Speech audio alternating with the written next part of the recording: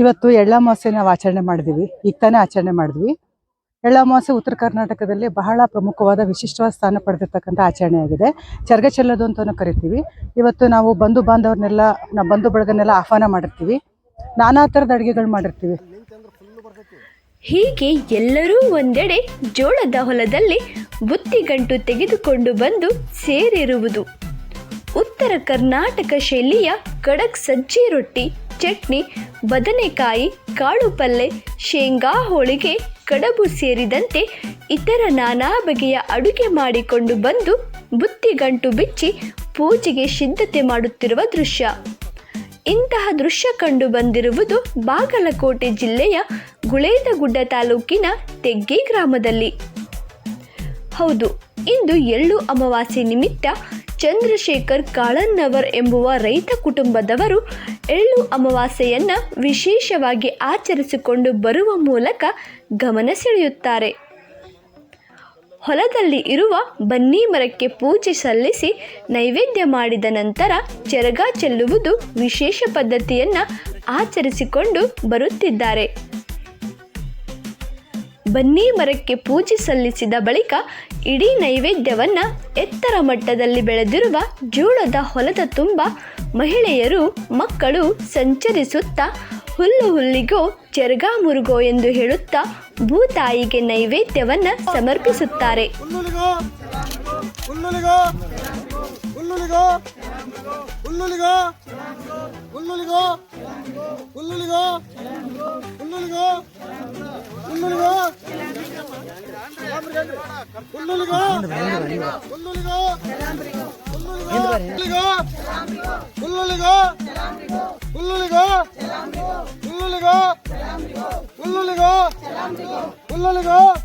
ವಿಶೇಷವಾಗಿ ಇಂದಿನ ಈ ದಿನ ಉತ್ತರ ಕರ್ನಾಟಕದಲ್ಲಿ ಭಾಳ ರೈತರು ನೆಲಮೂಲ ಸಂಸ್ಕೃತಿಯಿಂದ ಬಂದಿರತಕ್ಕಂಥ ಎಳ್ಳಮಾವಾಸ್ಯೆ ಹಬ್ಬವನ್ನು ಭಾಳ ಸಂಭ್ರಮ ಮತ್ತು ಸಡಗರದಿಂದ ಆಚರಣೆ ಮಾಡ್ಕೊತ ಬಂದಿದ್ದೇವೆ. ನಮ್ಮ ತಂದೆಯವ್ರ ಕಾಲದೊಳಗೂ ಕೂಡ ನಾವು ವಿಶೇಷವಾಗಿ ಯಾಕೆ ಈ ಚರಗ ಚೆಲ್ಲೋದು ವಿಶೇಷ ಅಂತಂದ್ರೆ, ಇವತ್ತಿನ ದಿನ ನಾವು ಎಳ್ಳು ಹೋಳ್ಗೆ, ಶೇಂಗಾದ ಹೋಳ್ಗೆ, ಕರ್ಚಿಕಾಯಿ, ಸಜ್ಜಿ ರೊಟ್ಟಿ, ಬದ್ನಿಕಾಯಿ ಪಲ್ಯ, ಹೀಗೆ ವಿವಿಧ ಖಾದ್ಯಗಳನ್ನು ತಯಾರು ಮಾಡ್ಕೊಂಡು ಬಂದು ಹೊಲದೊಳಗಿರ್ತಕ್ಕಂಥ ಬನ್ನಿಗಿಡವನ್ನು ಪೂಜೆ ಮಾಡ್ತೀವಿ. ಅದರ ಜೊತೆಗೆ ಹಿಂಗಾರು ಹಂಗಾಮಿನಲ್ಲಿ ಬೆಳೀತಕ್ಕಂಥ ಈ ಜೋಳ, ಕಡಲೆ, ಗೋಧಿ ಇವುಗಳನ್ನು ಪೂಜೆ ಮಾಡೋದ್ರ ಜೊತೆಗೆ ನಾವು ಭೂಮಿ ತಾಯಿಗೆ ನಾವು ಎಡೆಯನ್ನು ಅರ್ಪಿಸೋದ್ರ ಮೂಲಕ ಈ ಎಡೆಯನ್ನು ತಿನ್ನೋದ್ರ ಒಬ್ಬ ಪಕ್ಷಿಗಳು ಬಂದು ಆ ಪಕ್ಷಿನೂ ಕೂಡ ಏನಾಗ್ತೈತೆ ನಮ್ಮ ಬೆಳೆಗಳಿಗೆ ಬಿದ್ದಿರ್ತಕ್ಕಂಥ ಕೀಟಗಳನ್ನು ತಿನ್ನೋದ್ರ ಜೊತೆಗೆ ರೈತರಿಗೆ ಸ್ನೇಹ ಮಿತ್ರನಾಗಿ ಕೆಲಸ ಮಾಡ್ತಕ್ಕಂಥದ್ದು ಕೂಡ ಪಕ್ಷಿಗಳು ಮಾಡ್ತಿದ್ವು. ಹೀಗಾಗಿ ಅವಾಗೆಲ್ಲ ಪ್ರಾಚೀನ ಕಾಲದಾಗ ಔಷಧ, ಕೀಟ ಔಷಧ ಏನೂ ಇರಲಿಲ್ಲ. ಈಗೆಲ್ಲ ತಂತ್ರಜ್ಞಾನ ಬಂದ ಮೇಲೆ ಇವನ್ನೆಲ್ಲ ಮಾಡಿದ್ದಾರೆ.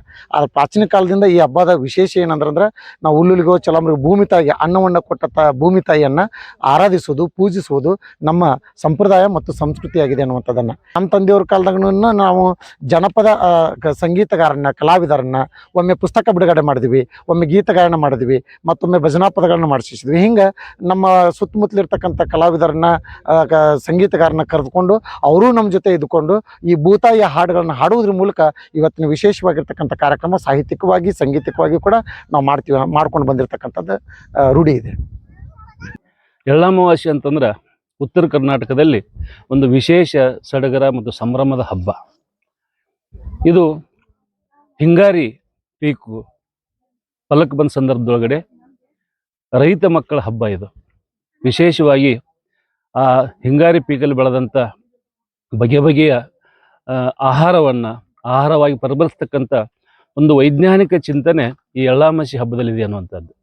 ನಮ್ಮ ಎಳ್ಳಮಾವಾಸ್ಯೆ ಹಬ್ಬಕ್ಕೂ ಮತ್ತು ಭೂಮಿಗೂ ಭಾಳ ಅವಿನಾಭಾವ ಸಂಬಂಧ ಇದೆ. ನಮ್ಮ ಎಲ್ಲ ಹಬ್ಬಗಳು ಭೂಮಿ ಕೇಂದ್ರಿತವಾಗಿರ್ತಕ್ಕಂಥವು ಮತ್ತು ಋತುಮಾನ ಕೇಂದ್ರಿತವಾಗಿರ್ತಂಥದ್ದು. ಎಳ್ಳಮಾವಾಸ್ಯೆಯಲ್ಲಿ ನಾವು ವಿಶೇಷವಾಗಿ ಸಿಹಿ ಊಟ ಮಾಡ್ತೇವೆ ಮತ್ತು ಎಳ್ಳು ಹಚ್ಚಿದ ಸಜ್ಜಿ ರೊಟ್ಟಿ ಊಟ ಮಾಡ್ತೀವಿ. ಆಮೇಲೆ ಶೇಂಗಾ ಹೋಳಿಗೆ, ಎಳ್ಳು ಹೋಳಿಗೆ, ಈ ಥರ ಸ್ನಿಗ್ಧ ಪದಾರ್ಥಗಳನ್ನು ಊಟ ಮಾಡ್ತಾರೆ. ನಮ್ಮ ಹಿರಿಯರು ಎಷ್ಟು ವೈಜ್ಞಾನಿಕವಾಗಿ ಚಿಂತನೆ ಮಾಡಿ ಮುಂದಿದ್ರಂತಂದ್ರೆ, ಚಳಿಗಾಲದಲ್ಲಿ ನಾವು ಸೇವಿಸಬೇಕಾದಂಥ ಆಹಾರಗಳು, ಯಾಕಂದ್ರೆ ಚಳಿಗಾಲದಲ್ಲಿ ಬೇರೆ ಬೇರೆ ಥರ ಗಾಳಿಗೆ ನಮ್ಮ ಮೈ ಚರ್ಮ ಬಿರುಕು ಬಿಡ್ತಕ್ಕಂಥದ್ದು, ಒಡೆಯುವಂಥ ಸಂದರ್ಭ ಇರ್ತೈತಿ. ಹಾಗಾಗಿ ಹೊರಗಡೆ ರೈತ ದುಡಿಯುವಂಥ ಸಂದರ್ಭದೊಳಗಡೆ ಈ ಎಣ್ಣೆ ಪದಾರ್ಥಗಳನ್ನು ಬಳಸುವ ಮೂಲಕ ಚರ್ಮದಲ್ಲಿ ಮತ್ತು ದೇಹದಲ್ಲಿ ಒಂದು ಸ್ನಿಗ್ಧತೆ, ಒಂದು ಆಯಿಲ್ ಕಂಟೆಂಟ್ ಅಂತ ಏನು ಕರಿತೀವಲ್ಲ, ಅದು ಬರ್ತದೆ ಅನ್ನೋಕ್ಕೋಸ್ಕರ ನಮ್ಮ ಹಬ್ಬವನ್ನು ಈ ಎಳ್ಳಮಾವಾಸ್ಯೆಯನ್ನು ಮಾಡ್ತಿದ್ದಾರೆ. ಈ ಎಳ್ಳಮಾವಾಸ್ಯೆ ಹಬ್ಬವನ್ನು ನಾನು ಆಗಲೇ ಹೇಳಿದಾಗ ಭಾಳ ವೈಜ್ಞಾನಿಕವಾದಂಥ ಒಂದು ಸಂಗತಿಗಳನ್ನು ತನ್ನ ಗರ್ಭದಲ್ಲಿ ಇಟ್ಕೊಂಡಿರ್ತಕ್ಕಂಥ ಒಂದು ಹಬ್ಬ. ಪ್ರತಿ ಹುಲ್ಲುಗಡ್ಡಿಗೂ ನೈವೇದ್ಯ ಸಮರ್ಪಣೆ ಎಂದು ಹೇಳಿದ ಹಾಗೆ ನಂತರ ಎಲ್ಲರೂ ಸಾಮೂಹಿಕವಾಗಿ ಉತ್ತರ ಕರ್ನಾಟಕ ಶೈಲಿಯ ಊಟವಾದ ಶೇಂಗಾ ಹೋಳಿಗೆ, ಉದುರ ಮಾದಲಿ, ರೊಟ್ಟಿ, ಚಟ್ನಿ, ಕಾಳು ಪಲ್ಯ ಸೇರಿದಂತೆ ಇತರ ಆಹಾರ ಪದಾರ್ಥವನ್ನು ಎಲ್ಲರೂ ಸಾಮೂಹಿಕವಾಗಿ ಕುಳಿತುಕೊಂಡು ಸವಿಯುತ್ತಾರೆ.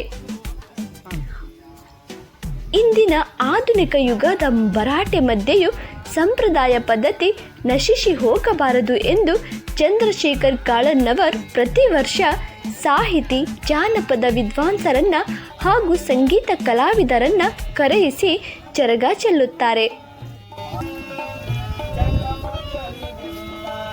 ಚಟ್ನಿ ಪುಡಿಗಳು 4-5 ಥರದಲ್ಲಿ ಇರ್ತವೆ, ಹೋಳಿಗೆಗಳು 4-5 ಥರದಾಗಿರ್ತವೆ, ಪಲ್ಯಗಳು, ಕಾಯಿ ಪಲ್ಯ, ಹಸಿ ತರಕಾರಿ ಪ್ರತಿಯೊಂದೂ ಎಲ್ಲ ಥರದ್ದು ನಾವು ಅಡುಗೆ ಮಾಡಿ ಹೊಲಕ್ಕೆ ಬರ್ತೀವಿ. ಹೊಲದಾಗ ಬಂದು ಭೂಮಿ ತಾಯಿಗೆ ಫಸ್ಟು ಇದನ್ನೆಲ್ಲ ನೈವೇದ್ಯ ಮಾಡಿ ಹೊಲ ತುಂಬ ಅಡ್ಡಾಡಿ, ಅದು ಜೋಳದೊಲನೇ ಆಗಬೇಕು. ಜೋಳದೊಳದೊಳಗೆ ಎಲ್ಲ ಅಡ್ಡಾಡಿ ನಾವು ಹೆಣ್ಮಕ್ಳೆಲ್ಲ ಗಂಡು ಮಕ್ಳು ಎಲ್ಲರೂ ಸೇರಿಕೊಂಡು ಚರಗ ಚೆಲ್ತೀವಿ.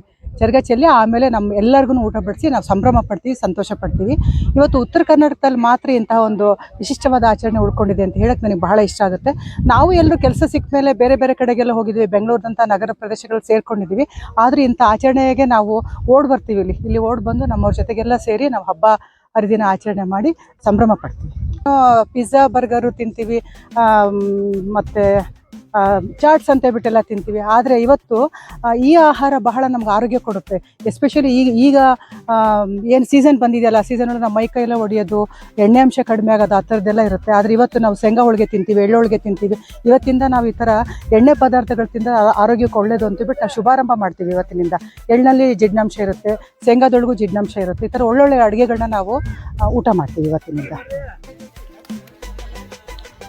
ಈ ಬಾರಿ ಚರಗ ಚೆಲ್ಲುವ ಆಚರಣೆಯನ್ನು ಸವಿ ಊಟದ ಜೊತೆಗೆ ಕಿವಿಗೆ ಇಂಪಾಗಲಿ ಎಂದು ಭೂತಾಯಿ ಮೇಲೆ ಇರುವ ಜಾನಪದ ಹಾಡಿನ ಸಂಗೀತವನ್ನು ಉಣಬಡಿಸಿರುವುದು ವಿಶೇಷ ಆಚರಣೆಗೆ ಸಾಕ್ಷಿಯಾದರು.